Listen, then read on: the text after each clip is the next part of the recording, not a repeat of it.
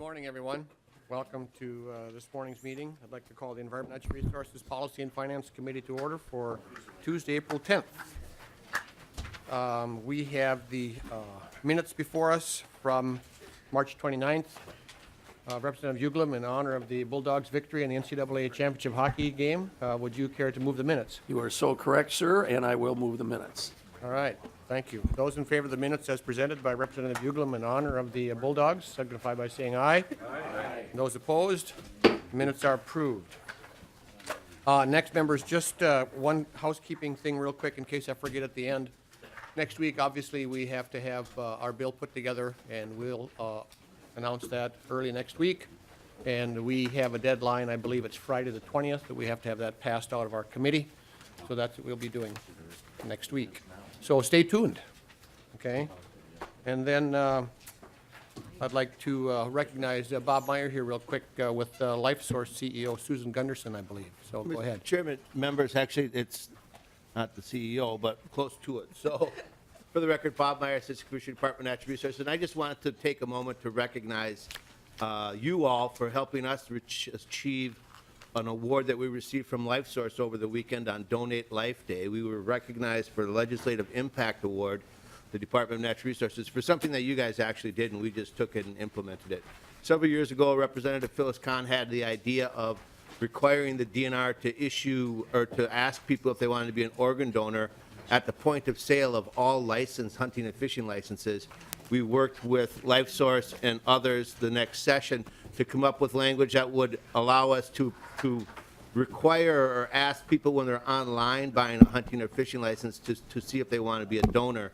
We implemented that, and we were very, very successful. So with that, I'd like to introduce Susan Mao-Larson and also Steve Michaels from our licensing division, who actually implemented this, and they actually get the credit along with you. So I just was a pretty face that got to accept the award, so I'll pass that around to you. Pretty face. Okay. Not pretty, I guess, sorry.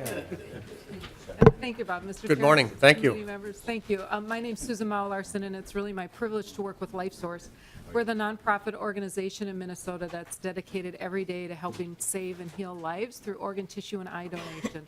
A big part of our work is to advocate for a donation and encourage more people to register as donors, to make that decision during their lifetime. While we've done great in Minnesota, we've also had great challenges in trying to increase that further. So we were thrilled a few years ago when the Department of Natural Resources, under Bob Meyer's leadership, really came forward and partnered with us to make this happen. So thank you all for your support in passing this legislation. To date, we've had more than 30,000 people register as donors on their hunting fishing license. In 1 year, that's incredibly significant. This is a kind of growth in registration that we had not seen before.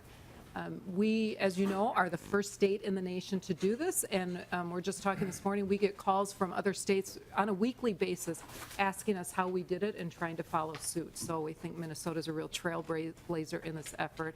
And I really want to thank both Assistant Commissioner Meyer for his leadership and Steve Michaels for all his work in making this happen and putting this into place. So we're very excited about it, thrilled by the success. We know fishing season is coming up again, so we have another chance to encourage people to register. And I really believe, and this is the words I'm going to quote Assistant Commissioner Bob Meyer, it's successful because this is about legacies. And hunting and fishing is certainly a legacy that is passed on from parents to children, and donation is a legacy that's passed on from one generous individual to another in need. So thank you for helping us to continue those legacies. Thank you. As a former health teacher back in my real life, before I started to do this, I had the LifeSource people come to my health class and talk about the program. And I do have my donor on my driver's license. And oh, by the way, you mentioned fishing season is coming. Members and people watching here, I'll be checking to see if you have your walleye stamps after the season is open. Okay. Very good. Thank you very much. Comments from the members? Thank you, guys. Thank you for the great work you do. It's awesome. Thank you. Congratulations. Thank you, Bob. Thank you. Next up, we have Representative Lueck, House File 3648.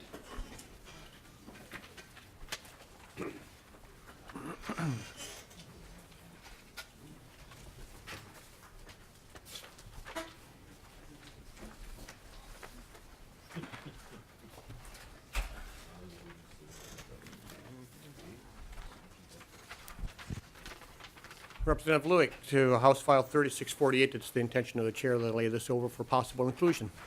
Proceed. Thank you, Mr. Chair, and good morning, members. What House File 3648 does is it fixes a kind of an administrative glitch on how we deal with snowmobile safety training and how you purchase that online. We want to make sure that it's seamless and continues to work well out here. It's not a major, just a few word change in how we do things. But anyway, what I'd like to do, Mr.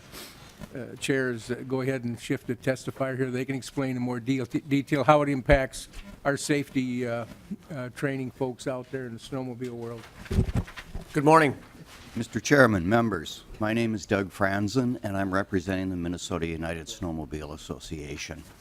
We want to thank the representative for bringing this forward. It's a bill that's short in words, but really important in impact.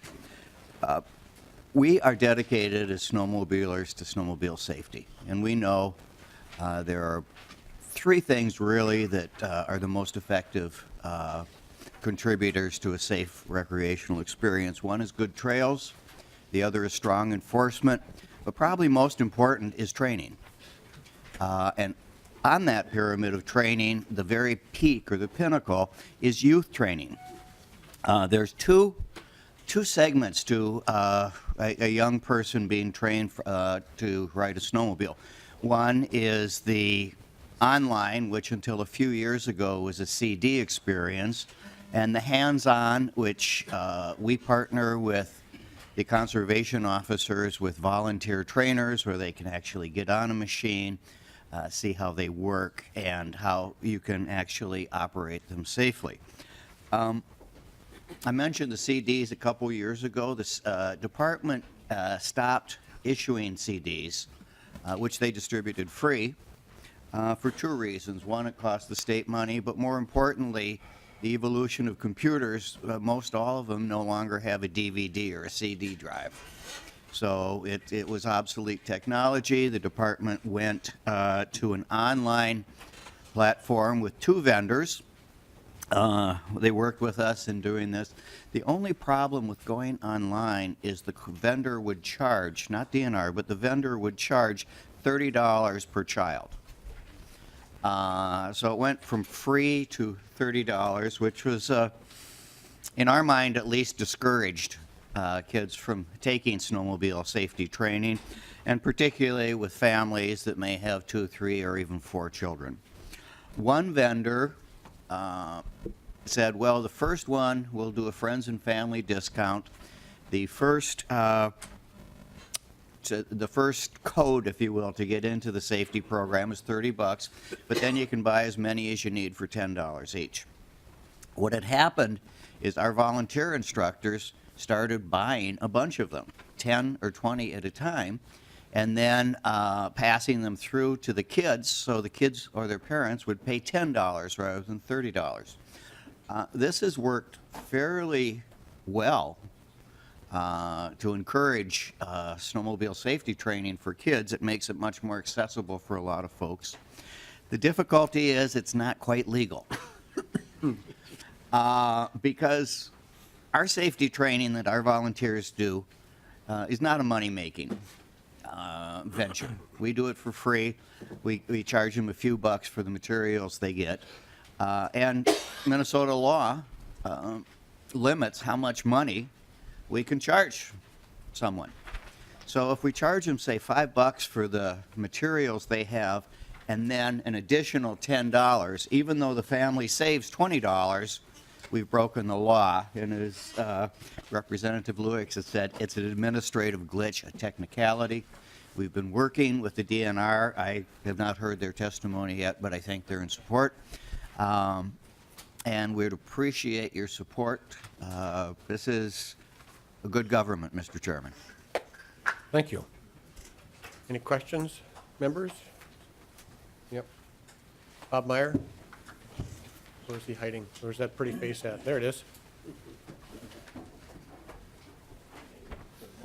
Mr. Chairman, members, for the record, Bob Meyer, Commissioner, or Assistant Commissioner, Department of Natural Resources. We do support this bill. I think Mr. Francis did a good job outlining the challenges that we're facing, trying to get low-cost options for these children or individuals to be trained for safety training on snowmobiles. So whatever we can do to deal with that, and we think it's a good approach. Great, thank you. Representative Hanson.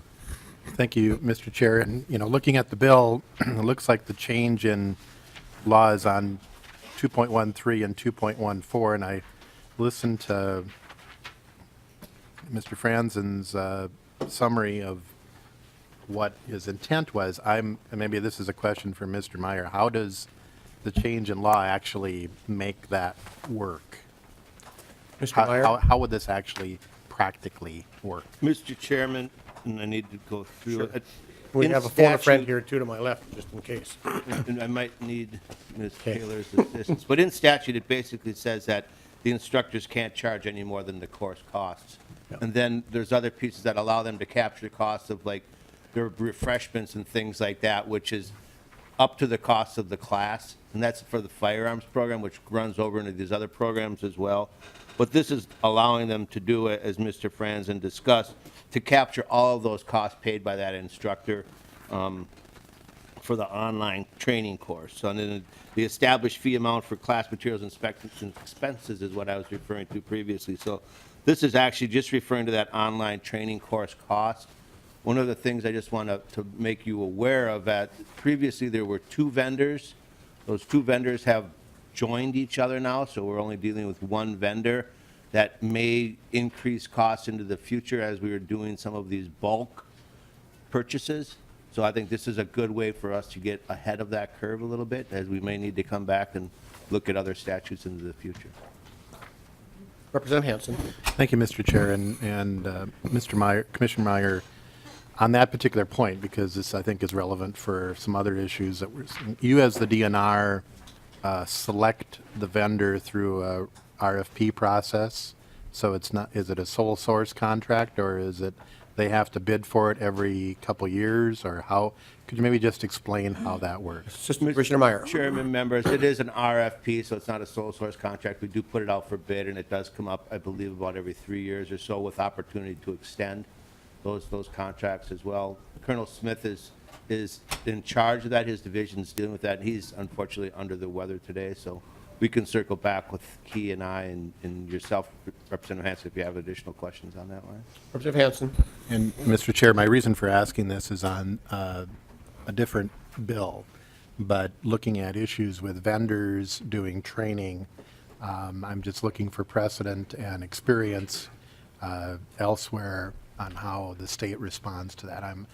You don't identify the vendor in statute or in law or even in rule. You have your existing commissioner authority to make a choice. Is that correct? Commissioner Meyer. Mr. Chairman, that's our desire, yes. Unfortunately, there's some areas where there is only one vendor, then we still have to do an RFP. There's other underlying statutes in Chapter 16 as well, dealing with cost recovery. You can't overcharge or undercharge for costs of services. So that's kind of like the prevailing statute, and then we come in with these other ones. Okay, very good. Thank you. Other questions, members? Okay. Representative Lueck, any closing comments on your bill? No, other than thank you, members and the chair, that's fires. All right, thank you. With that, House File 3648 is laid over. Thank you. All right, next up. That pretty face again?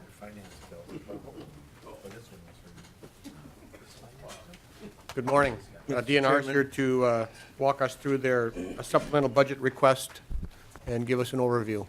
Good morning, Mr. Chairman. Again, Bob Commissioner. Meyer, Department of Natural Resources. I have with me Barb Julick, our CFO. And Mr. Meyer, before you do that, let's, House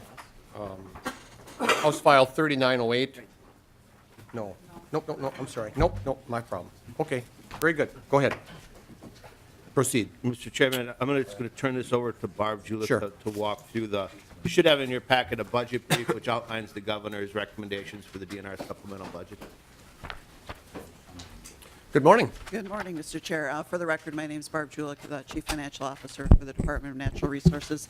And I'll be walking through the governor's recommendations, which includes 4 supplemental spending proposals totaling $3,879,000 and 1 proposal that has a revenue fiscal note on it.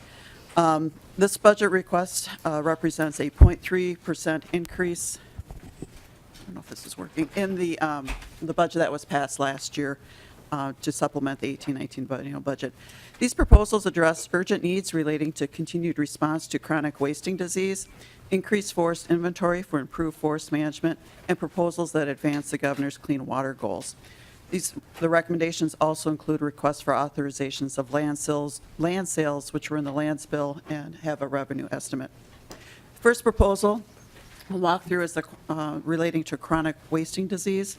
This is a request for $1,560,000 in one-time general funds for the continued response relating to wildlife disease. These funds, like I stated, would support DNR's ongoing efforts responding to the current CWD findings in southeast and central Minnesota with the goal of preventing further spread and eradicating the disease.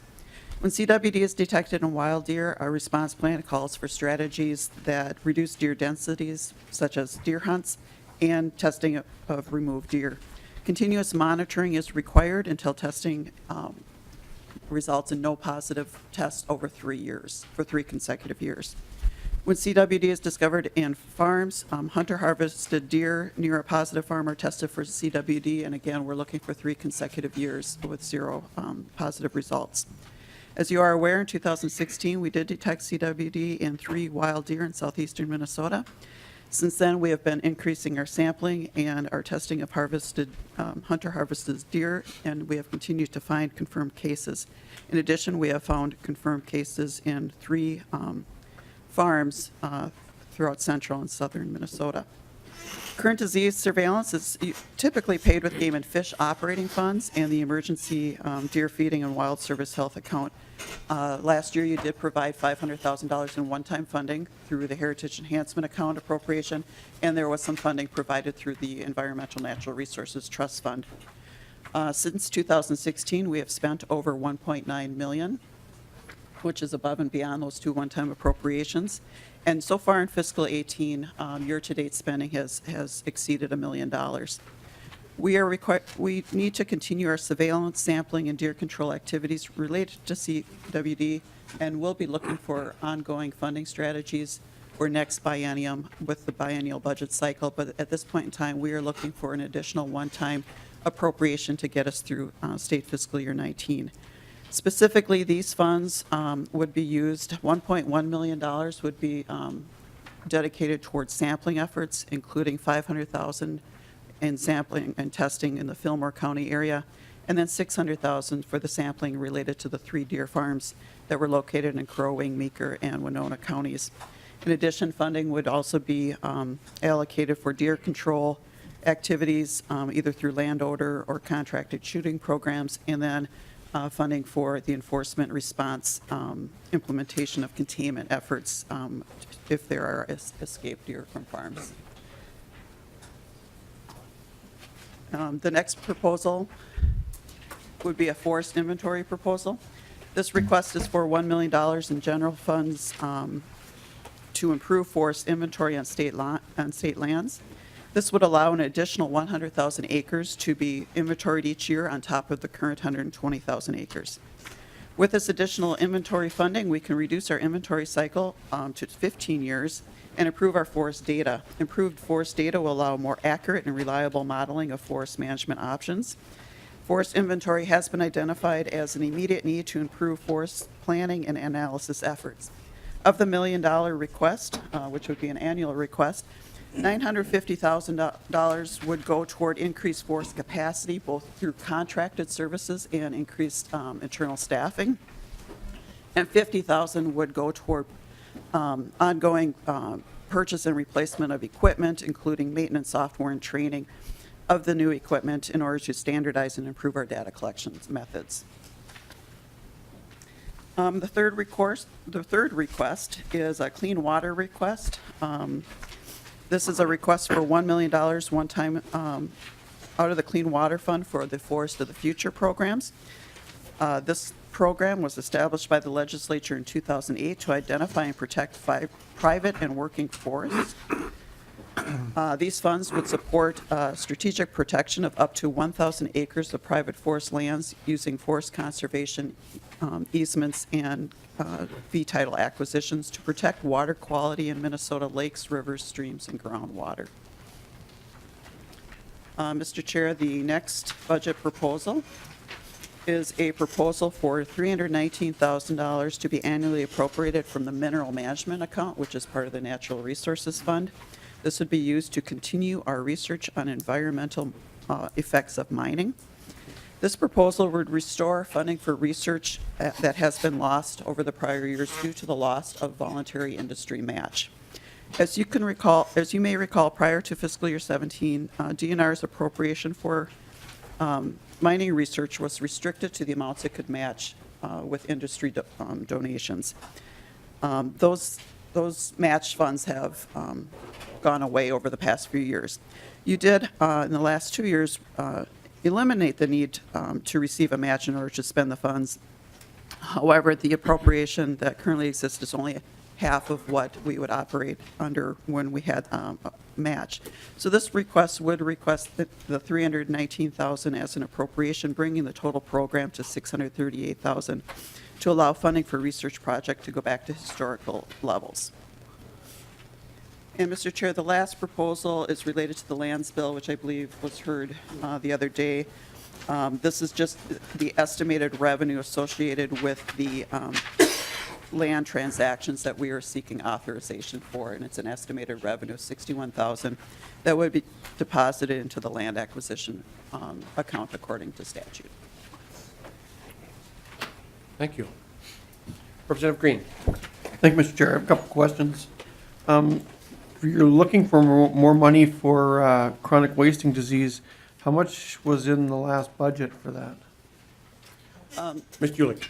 Mr. Chair, there were a one-time appropriation of $500,000 out of the Heritage Enhancement was given for fiscal year 18, which will be spent by the end of this year. There was a Environmental Natural Trust Fund appropriation originally of $350,000, and then an additional $99,000 was given as well. And then to the extent that doesn't meet the needs, we do tap into our operating budgets of the Game and Fish operating account and the Servant Health account. Representative Green. Thank you, Mr. Chair. So what was the total that you spent, that you will be spending in 2018 then? In fiscal year, Barb Julick. Yeah. Yep. Yep, Mr. Chair, in fiscal year 18, we have spent over $1 million so far. We would expect to spend probably another $300,000 to $400,000. Representative Green. All right, thank you. And then on your forestry, you're looking for their $1 million there. And can you walk through a little bit more detail as to what you're going to be doing differently than what you're doing now, and why you need more FTEs and how many you were going to need? Because you said you're going to put on more staff. Yep. So how much of the $1 million is going to go for staff? Ms. Julick. Mr. Chair, currently we inventory about 120,000 acres per year. I believe this allows for a 20-year inventory cycle. And of that 120, about 70,000 acres is conducted internally with staff, and 50,000 is done with contracts. This proposal would have us add 4 FTEs to increase our inventory. 3 of those FTEs would be dedicated to increasing our capacity and inventory on 45,000 acres, and then the balance, 50,000 acres, would be done by contract. And then 1 additional FTE would be provided for to do coordination of the inventory and do quality control analysis of the data results. Representative Green. Thank you, Mr. Chair. Can you get me a breakdown of what the exact acres you're talking about there? Some of the information you just told me, but also why, if you're going to increase the acres, but you must be talking acres per year, and so I'd like to know how many you're doing a year now, and what the increase is going to mean. And where those, what the responsibility specifically of those 4 FTEs are. And then the other question I have is kind of broad over the whole request, and that is, weren't these things taken into consideration when you came for your budget last year? Ms. Julik or Commissioner Meyer? Mr. Chairman, for the record, again, Bob Meyer, Department of Natural Resources. This request really comes from our analysis with our sustainable timber harvest work with our contractors. You know, you can only throw a dart so close to a dartboard, and that dartboard is the data that you have, right? So it's really recognizing the fact that we don't have the most current inventory data that we need. Currently, we're doing about 120,000 acres of inventory data annually, about 70,000 by staff and 50,000 via contracts. This proposal would allow us to ramp up an additional 100,000 acres of DNR land to be inventoried annually, improving our inventory data resolution, so the screen of the data that we have.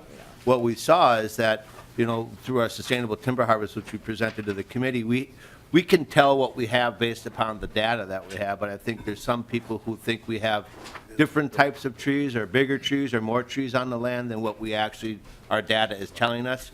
So this proposal would allow us to kind of sharpen our pencil, give us a better understanding of the trees and the types of trees and the sizes, the age classes that are on state lands to allow for more sustainable timber harvest levels into the future. Representative Green? Thank you. Can you explain to me the difference between what you do in-house and the contracts, and what the difference in price is? Commissioner Meyer? Mr. Chairman, we'll have to get that information, but I don't have the contract prices, the acres or anything like that, but we'll pull together information for you on that. Representative Green? Okay, next, Representative Wagenius? Thank you, Mr. Chair. You're welcome. I'm looking at the chronic wasting disease, and you are talking about looking out 3 years and making sure that nothing happens in 3 years. But what we've had in other testimony is that the prions that are can get into the ground can last much longer than that. So I am worried that you're not doing it for longer than 3 years. Should I be worried? Mr. Commissioner Meyer. Chairman, Representative Wagenius, you are correct that the prions last indefinitely, right? It's not like weather or anything will kill them. Most of the issues where we have found the prions to date are within private servant farms. So we need to work and make sure that those farms, if they are bought out through the USDA program, or if they keep operating after they've been infested, or detected, I should say, that they're being monitored and the fences and everything are up to speed. So we need to be concerned that the Pine Island facility down on 52, which was a large elk farm, still has fences up to date, and that was, you know, a decade and a half ago probably, or so, decade ago, where that herd was basically destroyed. So we need to continue that. Our goal is to, where we find these issues or these situations, to monitor for consecutive time period until we have a clean slate for 3 years. So for example, in Crow Wing County, we did an intensive surveillance program last season, I was going to say last session, but last hunting season, and we didn't find any there was no diseased animals found. So we're going to back off this year a little bit, and then next year, if we're clean again, we will feel the need that we've managed that infestation, hopefully, and we won't be monitoring at that level in that area. So we can't afford to monitor forever, but we feel that 3 years is a good enough time for a clean bill of health, so to speak, in an area that it should be okay.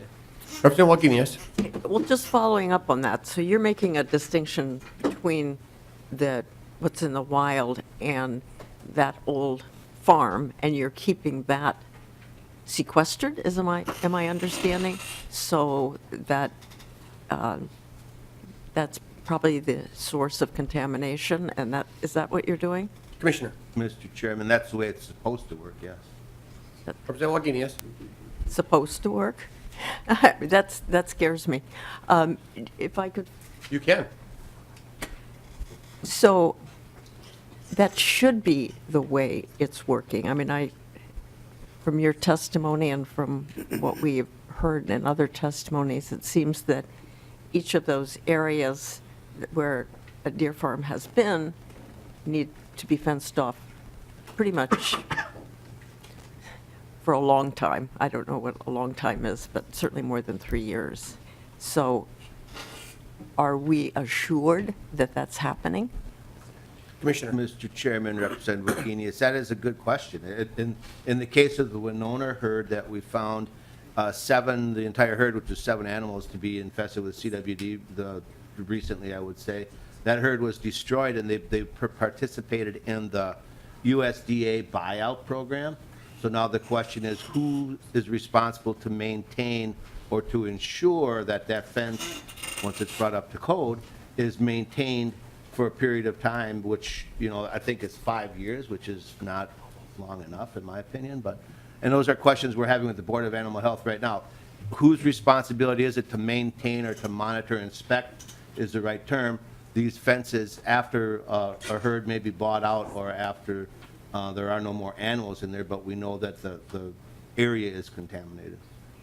Representative Wagenius. Well, it does seem to me that as part of the buyout, that needs to be, I like the direction you're going in, and I agree with you that 5 years is not enough, but it does seem that that has to be part of the buyout, and I'm not hearing about the responsibility of the folks who own the farm. And that was my other question. So we are paying for sampling in farms. Why aren't they paying for the sampling themselves? I'm looking. Madam Chair, we're sampling in the areas around the farms, Oh, but not okay. actually inside of the farm. The only way you can do a CWD test is to test the brain tissue, so we have to have a harvested animal or a deceased animal to test. So we're testing all of the hunter harvested deer around those locations where we found a hot or a contaminated farm. Representative Wagenius. I think maybe we need to spend some more time on making sure these areas are absolutely sequestered. That feels like something that's dropping off the table. Sure. And I'm looking forward to the OLA's report that's coming out next week. I think I forwarded to you this morning the timing of the release of that report. I think it's going to be a linchpin, not a one more block in this building that we're putting together with regards to CWD. Next, Representative Heinzman. Thank you, Mr. Chair. Director, just, is there we have some dollars that you're talking about being appropriated going forward towards looking for CWD and doing testing, and I thought the way that it was done the last time in Crow Wing County specifically really was a great way to go, where you're timing the testing in conjunction with the Minnesota deer hunt. Is that the plan with the dollars that you're asking for currently? Mr. Meyer. Mr. Chairman, Representative Heinzman, yes, and specifically, we'll concentrate on the opening first couple of days, since that's when most of the deer are harvested, but we're trying to figure out, our protocol is designed to receive the maximum amount of samples with the most participation possible in the cheapest way possible. So we focus on the openings of the seasons and try to get a statistically valid number of samples in those first couple of days, if at all possible. Representative Heinzman, follow-up?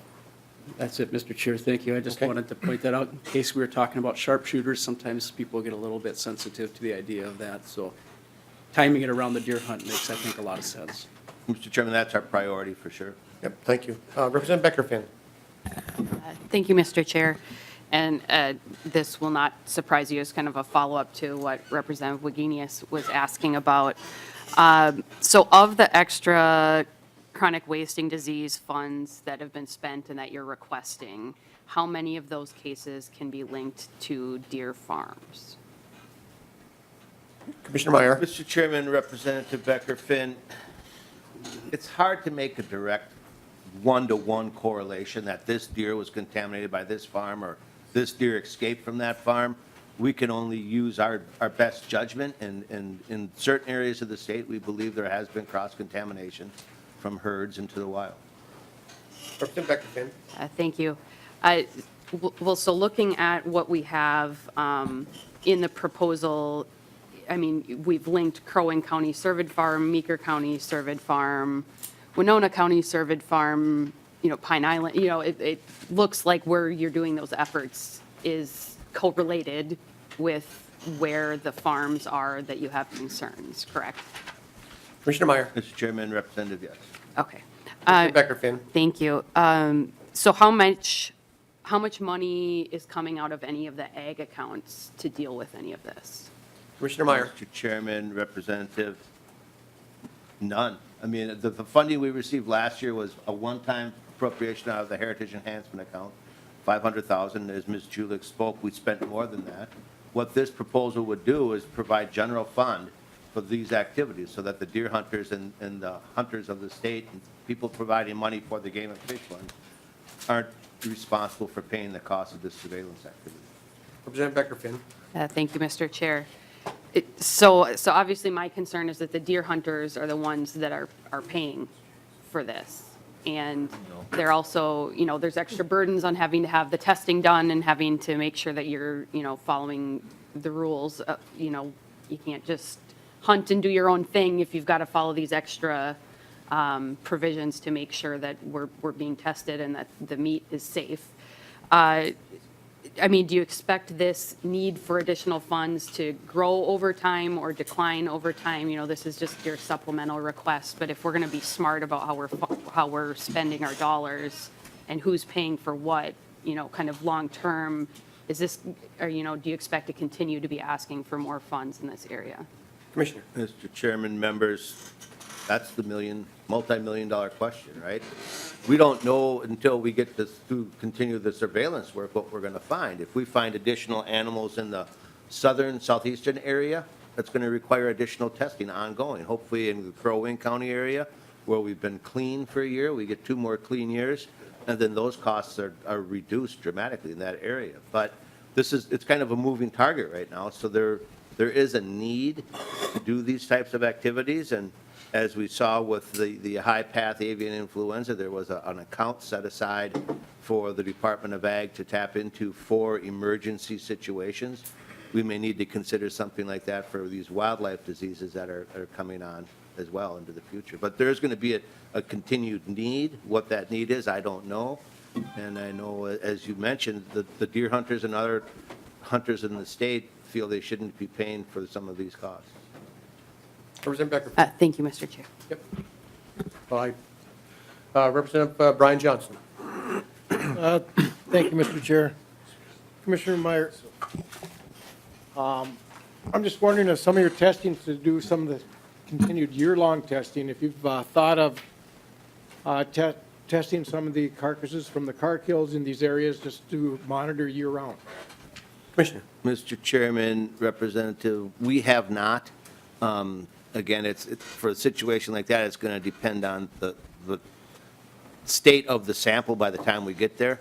Obviously, we need to have brain tissue that is still testable, and then it's just a matter of scale and, one random dot versus a concentrated surveillance effort. So I can certainly talk to staff and see if it is viable, or maybe in certain areas of the state it might make sense at certain times, so.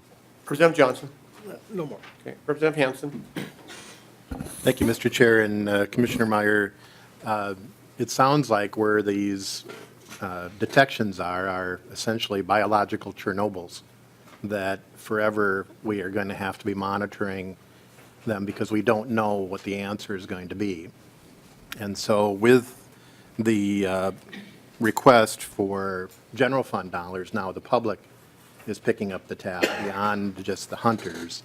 And I support the governor's request because I think we have to respond and do the monitoring, but I think that the tab is going to continue to increase. But Mr. Chair, I actually have a different question. Yeah, go ahead. As long as Commissioner Meyer's there. Sure. So I noticed reading that the deer plan was released yesterday, and there are 35 public meetings scheduled in the state of Minnesota. And there is one in Shakopee, one in Rosemont, and one in Carlos Avery. 0 in Hennepin County, 0 in Ramsey County. Mr. Chair, I would ask how you would feel if there were 35 meetings scheduled and 32 of them were in the 7-county metro area, and 3 were in greater Minnesota. This has got to stop. It is discriminatory, and it is all too common in our state. If we want people to participate, there has to be fairness. The input we seek determines the outcome that we get. There are over 30,000 hunters in Hennepin County. It is the largest county where hunters reside. 0 public meetings. Representative Hanson, was that a rhetorical question to me, or? I would like, how would you feel? Okay, I'll be happy to address that. You know, for me personally, and I haven't looked at the list of where the meetings are, and if somebody is here that has quick access to that, relative to Roseau, Minnesota, where the nearest meeting is going to be, okay? I guess I would look more at proximity. When you live where I live, you know, driving 60 miles to go to a meeting, it's nothing. It's just something that we do, and we're kind of used to that. So I mean, with all due respect to the people in Hennepin, I personally wouldn't take offense to having to drive 15 miles to a meeting or 22, because we drive to Detroit Lakes once in a while for meetings with MPCA. That's 150 miles from Roseau. So, Representative Hanson, I understand your frustration to a certain degree, but you asked me a question, a rhetorical question, and I'm responding in that, personally, I don't see it. I think it's good that they're having 35 meetings. Would you propose? Well, I'll leave it at that. So, thank you. Well, Mr. Chair, I think the issue is you couldn't have a meeting location unless we get the stadium for 30,000 people to come and provide input, regardless of how far they drive. And I just happened to bring the map of where people live who hunt. And I've got the counties here, so it's not just Hennepin, where people live who hunt. It's St. Louis, Hennepin first, St. Louis, Anoka, Stearns, Dakota, Wright, Ramsey, Sherburne, Washington. This is the one where they live, by zip code. So it's not just about travel, it's where are the hunters and how do they provide input. Commissioner. Mr. Chairman, Tuesday, April 17th at the Roseau County Courthouse, we will be talking about the deer. That's about 4/10 of a mile from my house, so, And hopefully thank you. at our next hearing, I And the can people talk from about Hennepin other County are things. invited up if they would like. I'll buy the coffee and donuts. In all seriousness, Mr. Yeah. Chairman, Representative Hanson does bring up a good question He that does. I will look into and see Sure. what we can do. If you look on our webpage, there's an extensive list of those public meetings, the draft plan, and an opportunity to submit comments online as well. But I will work with Representative Hanson and see what we can do to try to even out that issue. So thank you for bringing it to our attention. I've heard that some of the members of the Minnesota Vikings are deer hunters too, so maybe the stadium is available. Representative Uglum. Thank you, Mr. Chair, and Mr. Meyer, I'm so glad to hear you say that. I agree completely with Representative Hanson here. You know, you got to have something in Hennepin and Ramsey County. It's just, I'm hopeful that was an oversight on the DNR's part, because while I'd love to drive to Roseau and have coffee with you and go to a meeting, maybe not. It'd be a lot easier to go someplace else in Hennepin County or even Ramsey County. So I think it would be a very good move on your part, Bob. Thank you. I forgot, Representative Uglum, you're used to going to central Minnesota up to Walker. Oh, central Yeah. Minnesota. The other interesting statistic that would be interesting to see is, of the populations of a county, what percentage are deer hunters? Representative Becker-Finn. Thank you, Mr. Chair. And just kind of to that point, it's not just that that's where the deer hunters are, that's where the people who are paying the licenses that pay the fees that allow us to implement the deer plan. So it does matter. And And to your point, Mr. Chair, as someone who grew up in rural Minnesota, I don't know how far away you live from the state office building, but we have 360 miles. during session.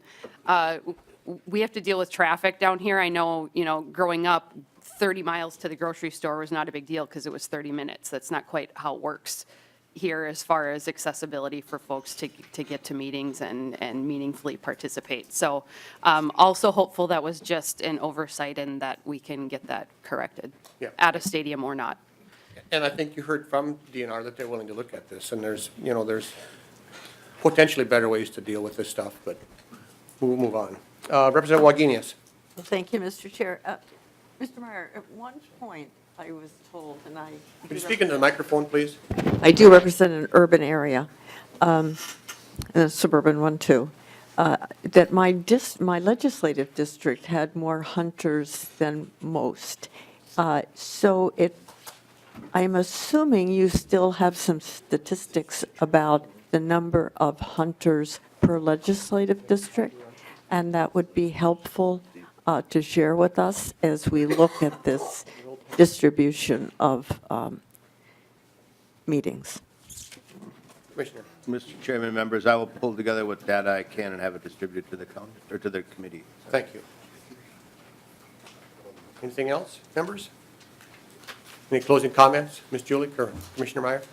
Mr. Chairman, I know in the coming weeks, it's going to be the amount of money available to fund issues are going to be very limited, I think. The severity of the chronic waste and disease issue is very important to us, as well as our forest inventory and other things, but thank you for the ability to express those concerns and needs that we have to you today. Well, I think you know that as chair of this committee, I'm committed to forestry, for example. After the last session, the forestry division within the DNR was doing cartwheels. They were so happy with what this committee did for them for forestry. And I think that's a very important part. And anybody who questions my commitment to dealing with the CWD issue is not very well informed. So I'm willing to work with you and all members to see if we can't come to some sort of a reasonable solution.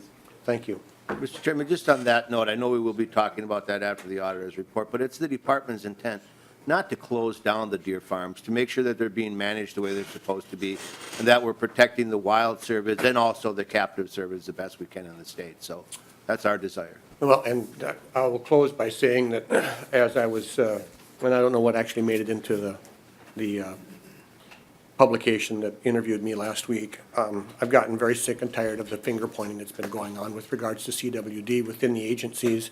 We need to figure out a way to get this solved. Thank you.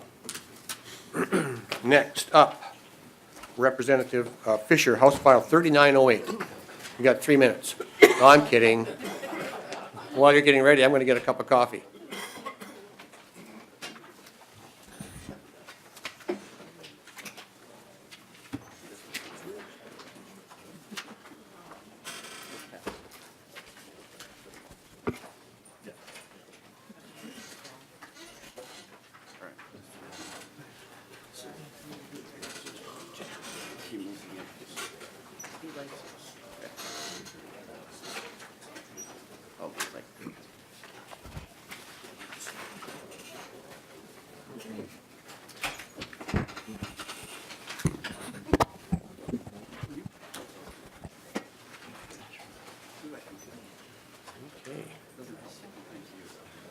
Welcome, Representative Fischer, obviously. Would you like to move your, well, actually, House File 3908 is, I'll move to lay it over for possible inclusion. And if you would like, I will move your D2 amendment for you to get the bill in the shape that you would like. Please, Mr. Chair, I would appreciate that. I'll move that for adoption of the DE2 amendment. Anybody, all those in favor say aye. Aye. Those opposed, the amendment's adopted. Members, we're working off the DE2. Representative Fischer. Thank you, Mr. Chair, Committee. I appreciate the opportunity to present 3908. This is a continuation of the work to create the one watershed concept. This is a concept that I became familiar with when I first started a few years ago. I was given the Minnesota Water Sustainability Framework Handbook, which deals with a lot of the water issues that we have throughout the state. And one of the big things that kind of came out through here is that there were a lot of parts of our process, it did not allow things to flow seamlessly together. Water in our state is not just surface water or groundwater, it's all one water that mixes together. But so often, so many of the laws that we had and statutes did not allow that to flow very well together. And also, it did not create a great opportunity to have different governmental agencies working together. One of the things that I know that when we were going through it is that the current Clean Water Act, the current laws that, or statutes that Bowser has, basically focuses on surface waters and only impaired surface waters. And the problem is that ignores a lot of other issues that we have out there. It ignores our groundwater. It ignores our waters that are still high quality. It ignores waters that are slowly becoming impaired, but that does not allow us to start addressing things in those areas. Also, the way that there was the fragmentation occurring, it made a very complicated process. And so as a result, some of the things that this bill is going to do is allows the streamlining of the entities working together to help solve the issues, bringing people together under one umbrella, provides more flexibility in how we approach the implementation to make sure that as plans are being put together to protect our waters, it's protecting all waters, and also making sure that all the appropriate agencies are brought in together. And one of the things that we know is that water does not follow legislative or political boundaries. Water just does not stop flowing when it hits a city, at the edge of a city. It continues flowing and follows a watershed. And so this helps bring that together, takes the next step in the process to streamline what we're trying to do. One of the things that we do know is that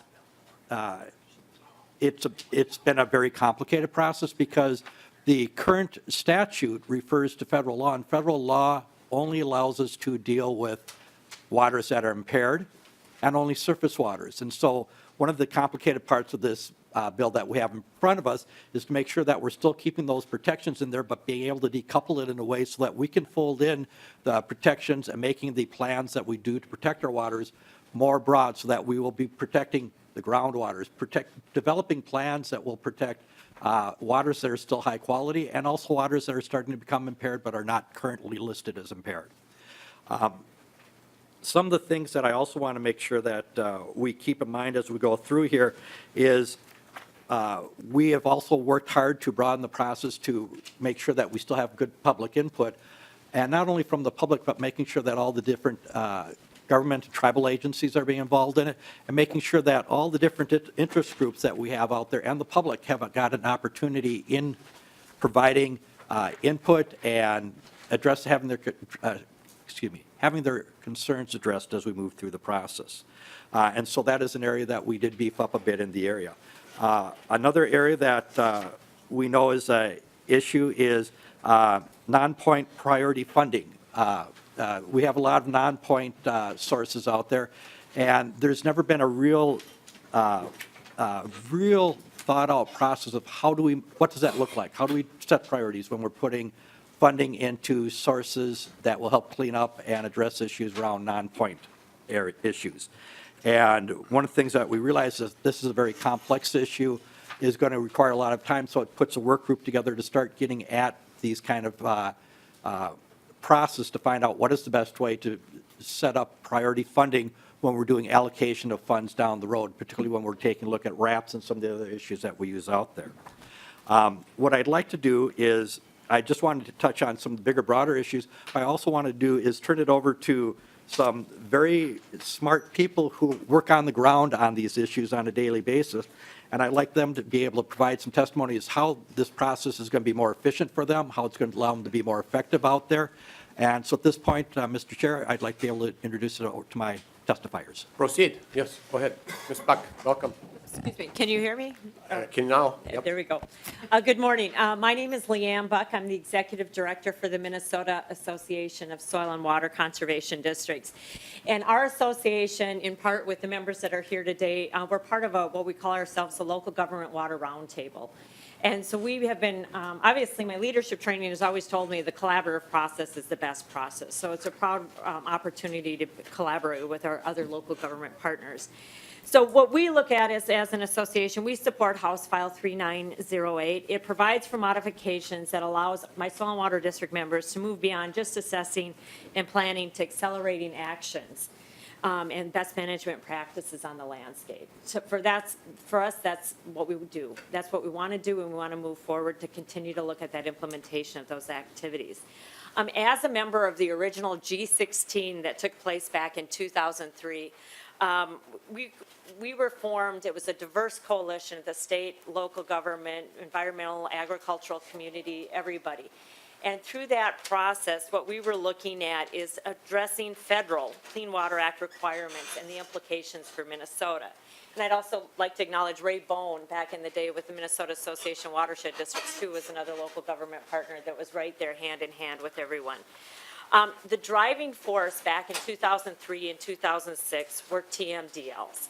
There were lawsuits, there were litigation, and again, it was an issue that was complicated and there was some redundancies. So what we looked at is we went through a progression of state policies. So between the passage of the Clean Water Legacy Act, the constitutional amendment, the state-led effort called WRAPS, Watershed Restoration Protection Strategies. Again, those policies, and there's been an evolution as we continue to address some of these issues. At the same time, then we saw as local government the need to continue to partner and look at how we can better do work at the local level. And for us, that created policy called the One Watershed, One Plan. And again, we're in the early phases of that. We have five pilots that are being done, and it's continuing to grow and move and have a collaborative effort when we're looking locally. But also what it does is bringing science that the MPCA and other agencies have. So we have that information and that as we look at our strategies. So again, before you, this bill before you today is acknowledging those previous policies, and it also moves us to removing redundancies. But for me, it's about empowering local governments to the boots on the ground, to continue to engage the citizens, work together on activities, and also blend those components of federal government, state government, and local government so we can, again, do it in a collaborative effort to address some of our water quality issues. So to me, this is a bill that looks at continuous improvement of our existing policies that had a heavy emphasis, obviously back in 2003 with surface water. So we know we need to move into other areas, but again, this is a continuous improvement bill for us. Thank you. The new Ray Bowen. Good morning. Good morning. Thank you, Chair Fabian, members.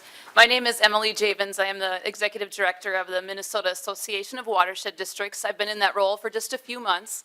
Before that, I was the administrator of the Yellow Medicine River Watershed District, and I was one of those pilots. And of course, when you work on a pilot, you find out what works really well and what works not so well. And we were able to identify a few things that could be improved, and those things that could be improved are in this bill.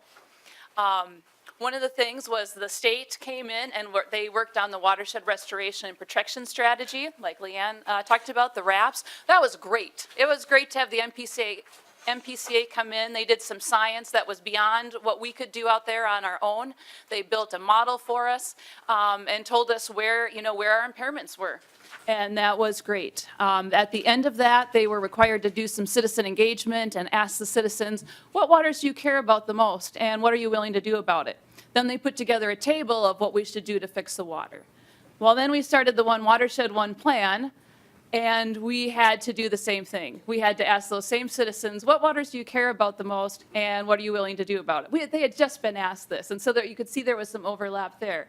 And then we really sat down and decided what will we do to fix these waters, and came up with a strategy.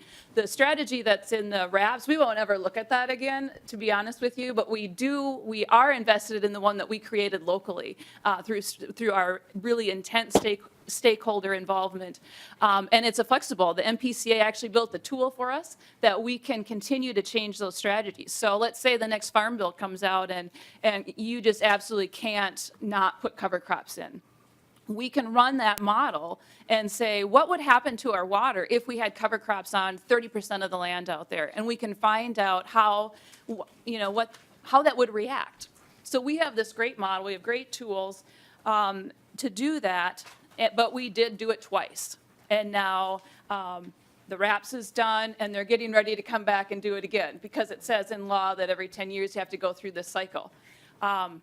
Representative Swazinski, you live out there. How much of the land use do you think is going to change in the last few years? Not necessarily a lot, not so much that we would have to rerun that model and redo it. So there is not necessarily a good reason to redo all of that science. And so this bill also allows some flexibility to look at it and say, you know what, let's just do what needs to be done. And if there isn't a lot that's needed, let's not do it. And we also, what this will allow, instead of getting trapped in planning and planning and planning, we can move to implementation. We have brought in a lot of federal dollars just recently, 2 large grants to now move straight into putting projects on the ground. And we're pretty excited because Lake Shakatan out there just came off the impaired waters list, and our strategy is then to add best management practices in those areas right downstream of Lake Shakatan and try and clean up that stream that's red on the map because that's impaired. But we've got clean water coming out of Shakatan. We've got a strategy. We've got money. We want to go, and we want to stop being so tied down to repetitive planning, especially when it's not necessary and it's overlapping. So that's what we see as the best benefit of this, and we ask for your support on this House file. Thank you. Good morning. Good morning, Mr. Chair and committee members. My name is Jennifer Berkbaum, Policy Analyst for the Association of Minnesota Counties, and also representing the Minnesota County and Zoning Administrators today. Counties also support House File 3908 and would like to thank Representative Fischer for bringing this bill forward. We also thank Chair Fabian and committee members this morning for taking time to hear the bill. We greatly appreciate the partnerships with SWCDs and watershed districts and concur with their comments this morning. And also those comments that Representative Fischer made. He clearly has great background in water issues, so thank you for your work on this bill. Counties particularly support sections 1 and 2 of the bill to ensure that resources will be available to local governments to implement coordinated water management plans and facilitate on-the-ground projects to improve and enhance our state's water resources. And I think my previous testifiers did a great job pointing out some of the other aspects of this bill and the positive points, and we just would ask for your support this morning. Thank you, Mr. Chair and members. Thank you. Member, questions? Representative Wagenius. What I hear and what I You've forgotten your microphone. What I hear and what I read seem to be different, so let's just talk about that for a minute. What I hear from you is that we need to look at both groundwater and surface water together, and I, of course, agree with that. And I hear that you want to bring in science. It's terrific. I hear that you want to get rid of repetitive planning. What I didn't hear is about some of the stuff I'm reading in here is getting rid of outcomes. And instead of having performance-based standards, you just want to get rid of that. So when we started with clean water money, one of the things we talked about was measuring, because you can't manage what you don't measure. And we talked about outcomes, and we talked about performance. And I looked at some of the language, like on page 1, line 121. You're getting rid of performance-based. I look at line 2.3, and you're saying performance-based or eligibility criteria. Well, eligibility criteria could be, we're going to have 5 teenagers on the stakeholder group. That the or is big. I looked at section 7, 3.14. It says, instead of achieve and maintain, now we're adding the word pursue. So that means process. We're going back to the bad old days. Just process.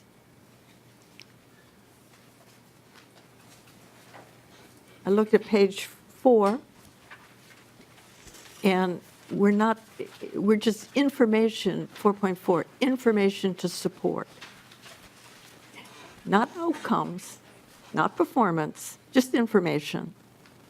So at that point, I kind of gave up reading here.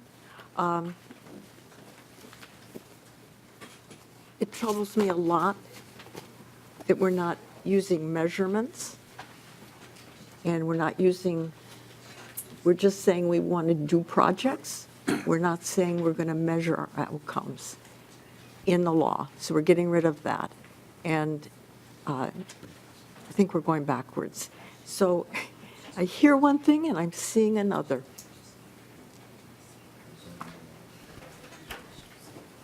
Representative Fischer. I'll start tackling parts of that. And first of all, when we're taking a look at parts 1 and pages 1 and 2 through there, part of what this is addressing is the eligibility to address situations that come up on a very quick basis.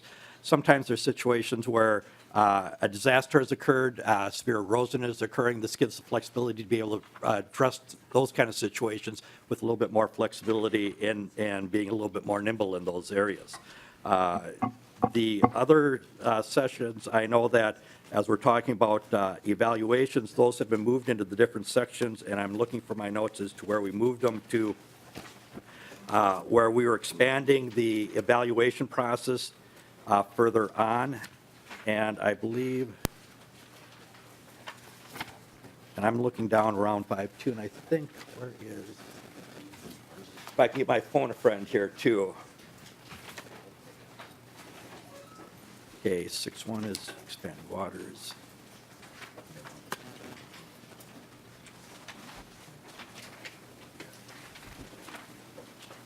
Good morning. Mr. Chair, members. Yep. Angie Becker-Kadelka, Assistant Director with the Board of Water and Soil Resources. Thank you. So, Mr. Chair and members, I think as I heard the question about performance-based, this is the performance-based discussion in here on page 1 was to address exactly what Representative Fischer said, that there are times when the legislature appropriates a grant based on something else, so based on a formula. For example, the buffer cost share was based on, some in the CREP area and some outside of the CREP area. And so that would be a case that would not be a performance-based case. Performance-based is key and critical to one watershed, one plan, funding, and others. And so it's not that performance-based goes away. And I think the part, Representative Wagenius, that you were talking to on 1.21, with that strikeout was a technical or mechanical strikeout to keep it at the same level, because this is just talking about all-inclusive for an advanced basis. So that was just to clean it up to match 1.5.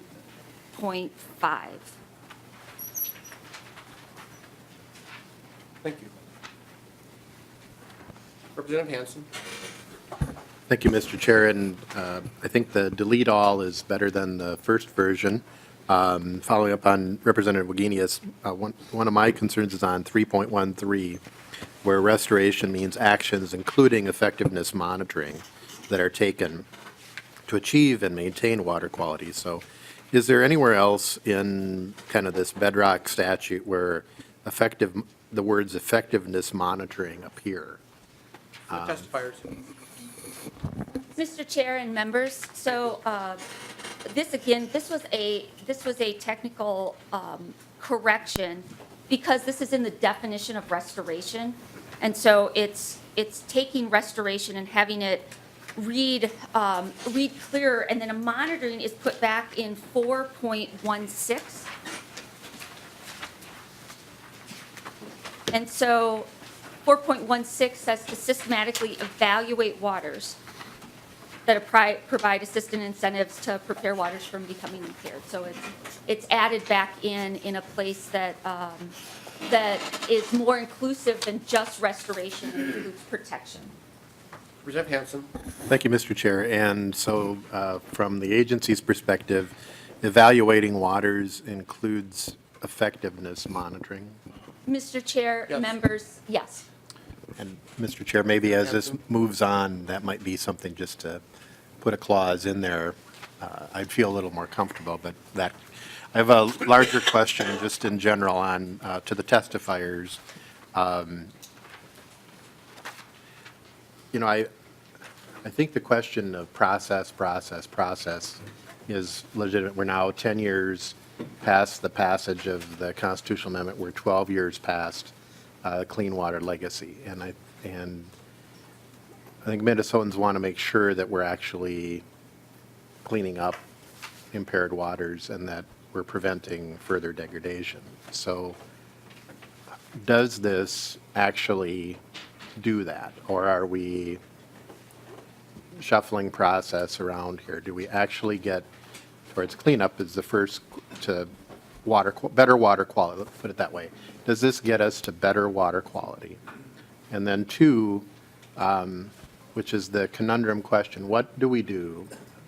I mean, I think this assumes that all locals are awesome, that everybody's working great, and we know that with human nature, that's not always the outcome, and not everything's always awesome. So what do you do where maybe local governments don't want to do something?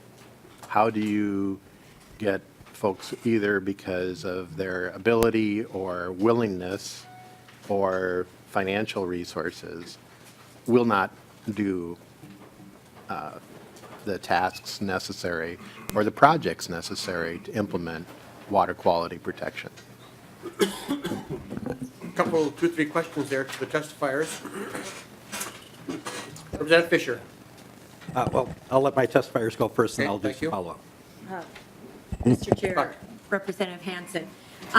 One of the things about local government is local autonomy, and I was recently at a county commissioner meeting and in the metropolitan area, and they said one county is like a large, you've seen one county, you've seen them all, or you haven't seen them all, because it is that uniqueness. So where I see the strength of one watershed, one plan is not having specific one entity being responsible for one thing only. So this collaborative effort is learning and understanding. There's that theory of, give a man a fish, they eat for a day. Teach him to fish, they'll, eat for a lifetime. And so going through the one watershed, one planning process has accelerated the understanding and the diversity at the local level, as well as bringing that science and that information we didn't have at the local level. We're not scientists at the local, and we're not going to pretend to be. At the same time, the scientists at some of the agencies in St. Paul's probably aren't the implementers. So again, we're trying to bridge those factors. So can I promise you that everybody's going to do everything at the same time? I'll be honest, probably not. But what I am looking at is more of a solid foundation of sharing of information and resources among local governments, and then to utilize the state agencies' expertise where they have that, and how to do that as we transition into working with landowners across the state. So I wish I had a pure answer for you, and it's a fair question. But again, we're continuing to ramp it up, and that's why we're supportive of the One Watershed, One Plan.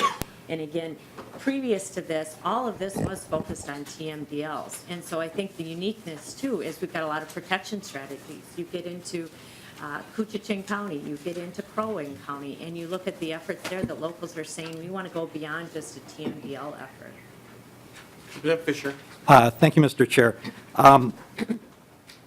It's a fair concern because there are some areas that may be resistant to not wanting to do their part. That's one of the problems that we have out there. That was a problem that was existing before this bill came along. It's a problem that we were not able to address at this point in time. What we are doing is taking a step right now to expand out. This bill is not able to address every single problem out there, but another step in the process. It's like when the One Watershed was first created a few years ago. That was the first step in the process. There are going to be many more steps that we'll have to go through as we go down the road. This is not something that is a panacea that's going to cure all at one time. But the continuation of an evolution of a process as we learn more that we can implement as we go forward. So this is not the last bill that will ever address this. We're going to have more work that we do as we go down the road. But because of the complexities of some of those issues, we'd like to move along where we've got some agreement on, and then come back and continue to work on the areas where there's still disagreement and when there's controversy, so that we don't ignore those in the process. Panacea. Okay.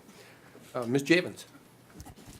One thing I want to remind you of, too, is that the One Watershed, One Plan is based on that prioritized target measure, and you absolutely have to measure, measure, measure. And now when we're moving the grants to the not competitive anymore, and because we've gone through the hard work, the money is coming right into our watershed, we have to prove that we are working hard. And let me tell you, Bowser does keep very good track of how well we are doing, and it's very performance-based.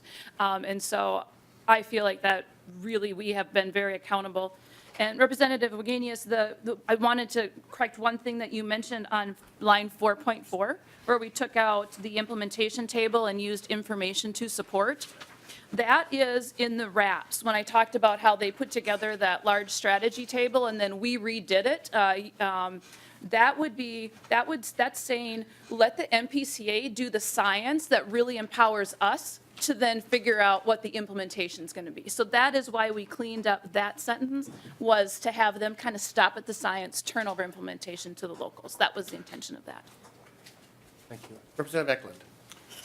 Thank you, Mr. Chair. And, Mr. Chair, about probably 20 years ago, I worked with the Minnesota Resource Council and starting to develop forestry landscape plans.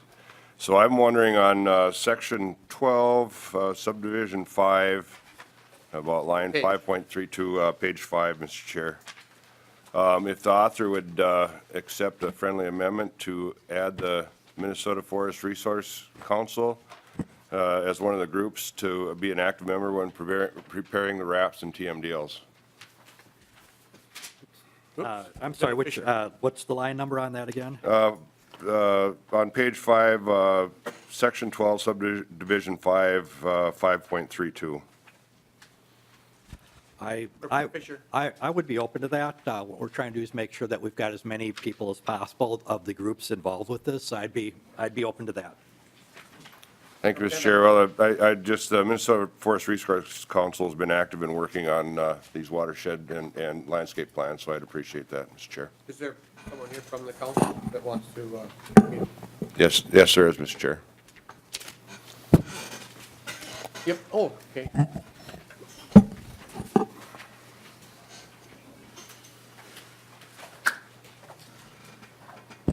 Denise. Mr. Chair, Deanne Stitch, Executive Director of the Minnesota Forest Resource Council. As Mr. Eklund noted, the work that the Forest Resource Council does relative to forest disturbance is a very important component of not only our landscape plans, but our research and applied research work that we do, particularly on forest disturbance and distinguishing between perennial and annual crop cover. It is a very important element of water quality. And oftentimes we somewhat just talk about forest disturbance in a generic sense, and the research that we do work on has a very huge role in RAPS and one watershed plan. So we appreciate the ability of our council to fold in formally the work that we do to their efforts, and it's an area that we'll be working on quite a bit in the coming years. So I think this would be a great fit for the applied research we do related to water and forest disturbance, and forests are one of the best filters for our watershed. So we think that it's a very important element for our state. And Mr. Chair, if there's any specific questions, I'm happy to answer that. Representative Eklund. Okay. To this point, okay, Representative Hansen. Thank you, Mr. Chair. And Mr. Chair, this is being held over for possible inclusion, so I think it would be wise to think about wordsmithing this, because I want to make sure that this is a must clause, and so there may be areas of the state where the Forest Resource Council may not be needed, so it should be something where it's applicable. So if Representative Eklund and you could work together, if you're open to that, on and Ms. Taylor, to make sure that we get it right if we want to put this in, and with the author. Sure. We'll continue working on this. Representative Fischer and Eklund and Ms. Taylor. And, before we move on, members, I would like to get Paul Nelson down here. And I know Representative Wagenius, you're on the list. And we'll circle back to you. And then Director Becker-Kudelka, I'd like to get your official testimony on this. You answered some questions and phone a friend. Good morning. Morning. Identify yourself for the record and proceed with your testimony. Morning, Mr. Chair, members. I'm Paul Nelson. I'm the Environmental Services Program Manager for Scott County, and I'm here on behalf of Scott County and myself to say that we support this legislation. I'm going to go off script for about a minute and to Representative Hansen's questions in terms of, will this bill help us get to water quality? And I would say yes, because of the alignment in the planning and the flexibility that provides us locally I can have my staff dedicate more time to getting things on the ground rather than writing things and doing plans. Secondly, where locals don't want to do things. I've talked with a number of you. I've been in this business for 35 years. 15 years of that in sort of the planning and the study side of this. More recently, the last 20 in implementing. And most recently, looking really into the social aspects of doing water quality by landowners themselves. And in that question of when people don't really want to do things, what I find in my experiences, and this is more out in research, is that, people don't get up in the morning and say, okay, today I'm going to go pollute. Yeehaw. That's not what they do. The things that control whether or not they implement are, one, have they been asked by someone they trust? A plan doesn't necessarily motivate them to do something. Being asked does, especially by someone they trust. My staff, we need the time to work with people to develop that kind of trust.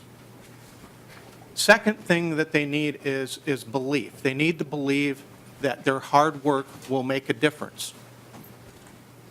Again, that comes from implementation, seeing things work, seeing water quality change, and so forth. Third, they need to believe that they have the ability. It fits within their business plan. It fits within what they want to do with their property. That's, again, where my staff comes in, SWCD staff comes in, some of the financial assistance to help people with the financial assistance to do it, to provide that technical assistance to be able to have that belief that they can. It also comes from seeing their neighbors implement. You get a little bit of momentum when they see other people doing stuff and they start to believe, my neighbor can do it, I can do it. And then lastly, and I forgot. You took the same memory improvement class that I did. That's the problem with going off script. But I would say that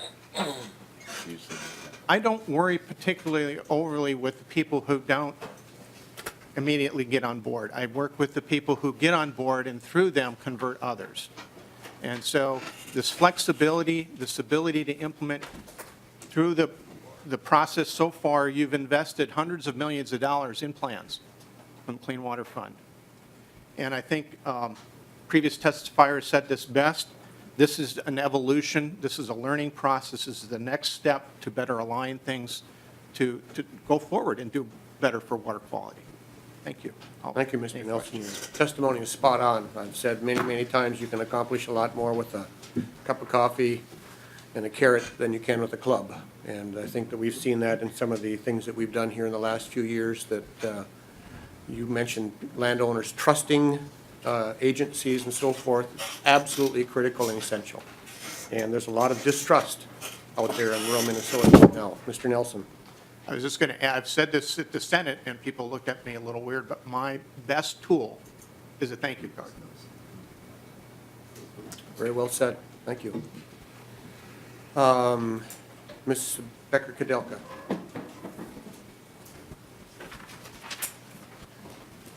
Mr. Chair. Good morning. Members, again, for the record, Angie Becker-Kadelka, Assistant Director with the Board of Water and Soil Resources. Proceed. Mr. Chair and members, just in summary, House File 3908 provides process improvements to achieve coordinated watershed management, and Bowser supports the author's delete all. Minnesota's model of conservation delivery is really locally led conservation. And the experts that you heard from today, the counties and the watershed districts and the soil and watershed districts, are the ones out there that are trying to work with all of these different processes.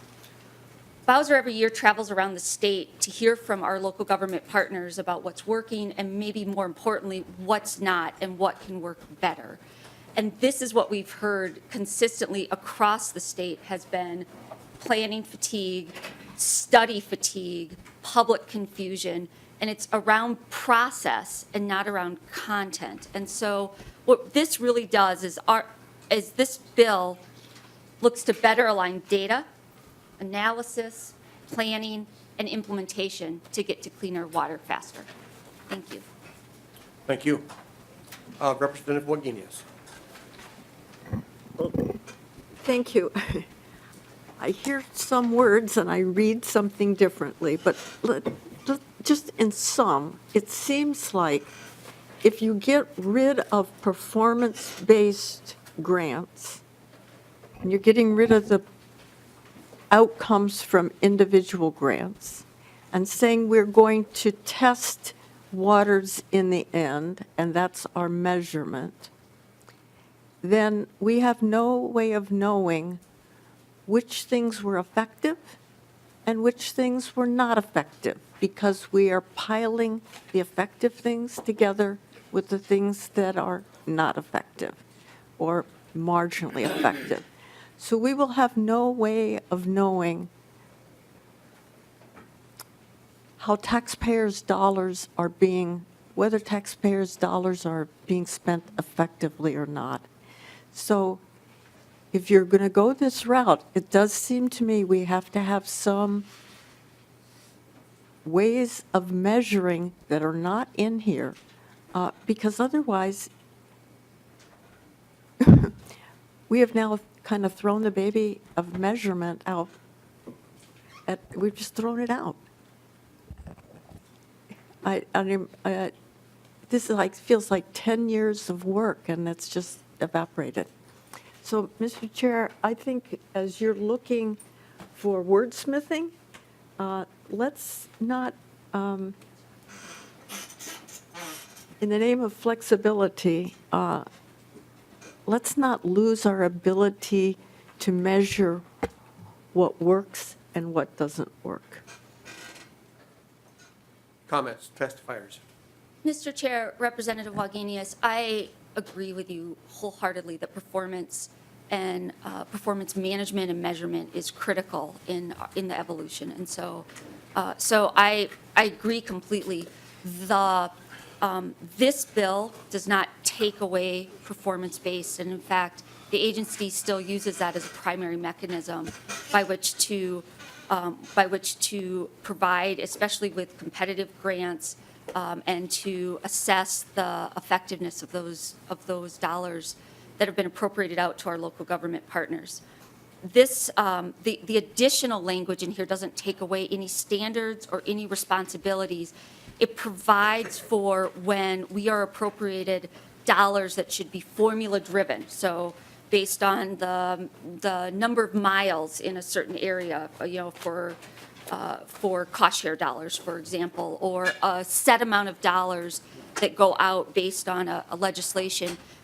This is being inclusive of that we don't do an additional process before we get those dollars out the door. And I agree with you that performance-based and measurement is key. It's critical to moving ahead. And so this bill does not diminish any current authorities or standards.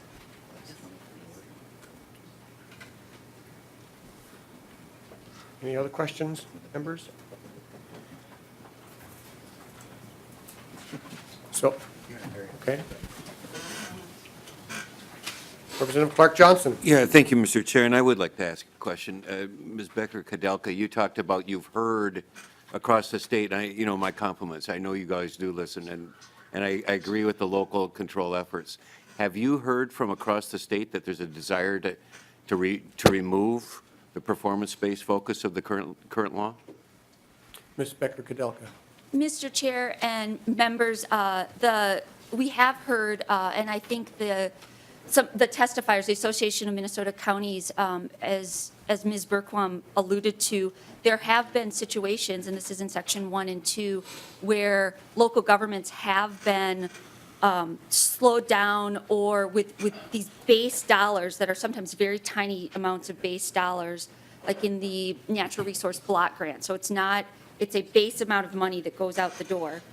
And that when that money goes out the door, all of the performance-based measures that go with it before the money goes out the door don't make sense to tie with, in some cases, a few $1,000s for a specific project or program that's already been established in statute.